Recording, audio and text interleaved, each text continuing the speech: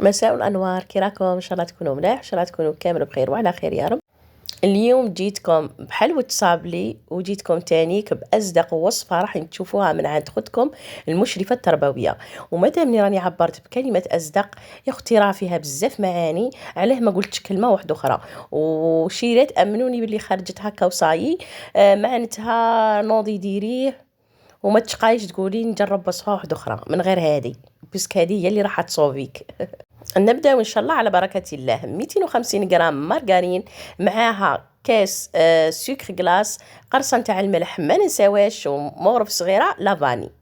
أنا هنا استعملت الباتور وانت يا أختي باليد السحرية ونعرفك باللي شاطرة.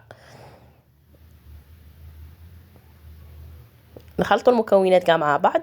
الأولى درت حبة بيض كاملة وزدت خلطت بالباتور، ونزيدوا معاهم زوج صفار بيض ونخلطوا تانيك بالباتور.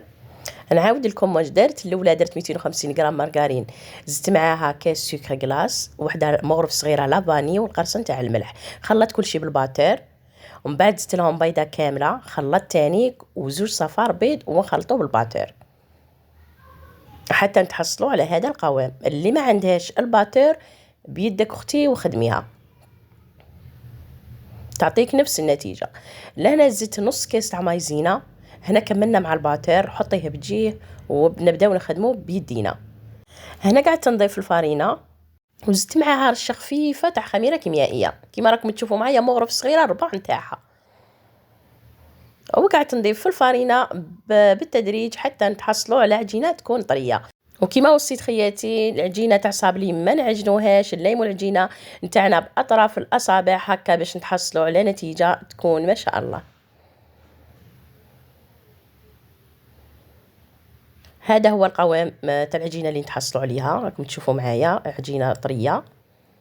هنايا شيلات انا درتها في ساشي، خليتها ريحت ربع ساعه هكاك بلا ما غسلت الماعن، ليمت كاع نقيت الحاله من تما وعاود درت ليها. جبت كيما راكم تشوفوا معايا العجينه، فتحتها بين زوج ساشيات هكا باش تسهل معنا العمليه وتكون تانيك الخدمه نقيه.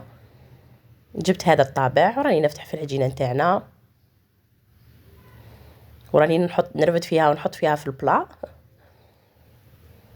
تشوفوا معايا يترفد معنا بكل سهوله.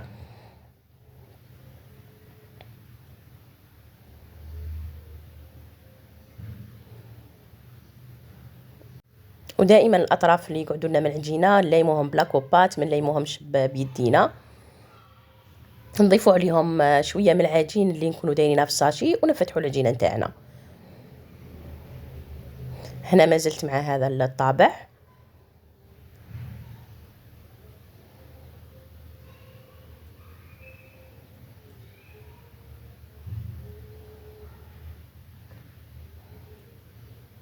هنا صاير البلا راه واجد للفور، وتانيك بديت نطبع بطابع واحد اخر، نبدلوا شويه الاشكال.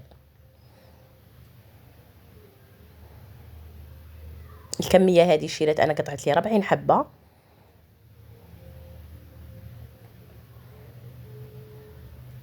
يعني حبه ما فزدتليش الحمد لله. وهنا الشيلات هاي النتيجه بعد ما طاب. خليتهم هنايا يبردوا وباش نبدا في عمليه التزيين.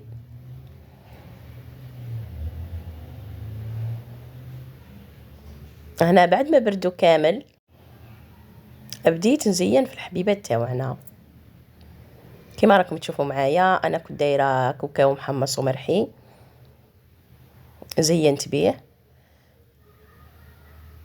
بهذه الطريقه. والتزيين يبقى اختياري، يعني كل وحده كيفاش تبغي تزين الكاطو نتاعها.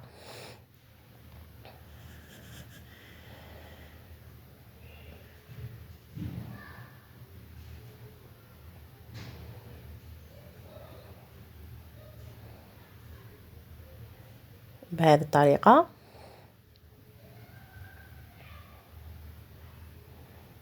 وهذا هما الاشكال اللي خدمتهم. هنا هذا الشكل درت فوقه السكر جلاس. السكر جلاس تاني كيمد نظره هايله. والشكل الاخر درت له زيكزاك تاع شوكولا، وبديت نلصق في الحبات. وتانيك الوسط مليح بالكونفيتور. باش يبان الشكل تاعنا اجمل واجمل. هنا الشيرات درت تزيين الحبيبات قدامكم كما راكم تشوفوا معايا، شاركتكم التزيين. والحبيبات الاخرين اللي قالهم القعده الاسطوريه يا اختي، هذيك القعده في الارض، وتجيبي الحبيبات هادو والصوالح اللي ديكوري بيهم حتى تكملي معاه هكا باش تحسي بالبنه تاع الكاطو والبنه تاع الديكور. وهذه هي النتيجه. ان شاء الله يكون نال اعجابكم وجربوها الشيرات ووصفه ان شاء الله تكونوا معتمدينها باذن الله، ما تخطيكمش كما يقول لك طول حياتكم. وصفه ناجحه مليار في المية. نتلاقاو في وصفه واحده اخرى ان شاء الله. وبلا ما ننسى بغيت نقول لخياتي مرحبا بجميع وحده دخلت معنا في العائله نتاعنا، ان شاء الله تكوني اضافه ليا وانا نكون اضافه ليك، وهكا ان شاء الله نستفادوا من بعضنا. وتانيك بلا ما ننسى واش نقول لك مرحبا بالناس الزينه. وتاني كما تعرفوني انا راني في الاشراف التربوي، يعني مشرفه تربويه. تانيك بغيت نعرف متتبعاتي في اي مجال، لا في التعليم ولا في مجال واحد اخر. تانيك ربيت البيوت، مرحبا بخياتي وانتم الصح. ماذا بيا هكا نتعرفوا على بعضنا في لي كومونتير، ونتلاقاو ان شاء الله في فيديو جديد. سلام.